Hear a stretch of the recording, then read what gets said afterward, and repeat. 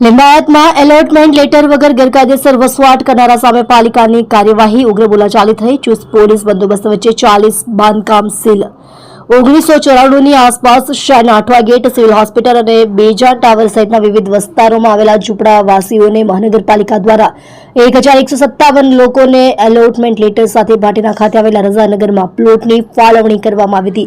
આ વિસ્તારમાં કેટલાક કિસ્સાઓ દ્વારા ગેરકાયદેસર બાંધકામ કરીને વસવાટ કરવામાં આવી રહ્યો હોવાની ફરિયાદ ઉઠવા પામી હતી, જેમાં આજે ચુસ્ત પોલીસ બંદોબસ્ત સાથે પાલિકાની ટીમે 18 કાચા પાકા મકાનના બાંધકામને સીલ કર્યા હતા.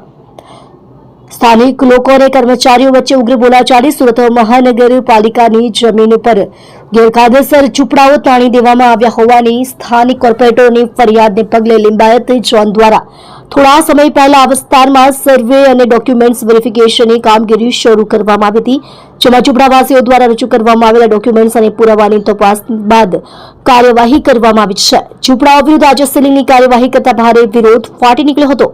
ચુસ્ત પોલીસ બંદોબસ્ત વચ્ચે લિંબાયત ઝોન દ્વારા આજે હાથ ધરવામાં આવેલી સીલિંગની કામગીરી દરમિયાન સ્થાનિકોના વિરોધના પગલે એક તબક્કે વાતાવરણ તંગ બન્યું હતું. બપોર સુધીમાં વહીવટી તંત્ર દ્વારા 18 મિલકતો સીલ કરવામાં આવી હોવાનું જાણવા મળ્યું છે.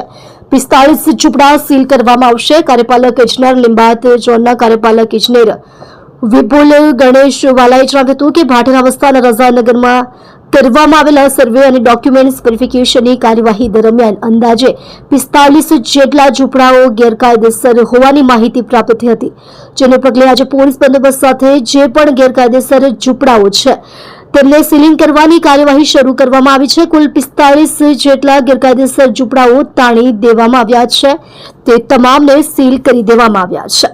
તમે જોઈ રહ્યા છો માયાનગરી ન્યૂઝ ચેનલ દીપક ગુપ્તાની સાથે.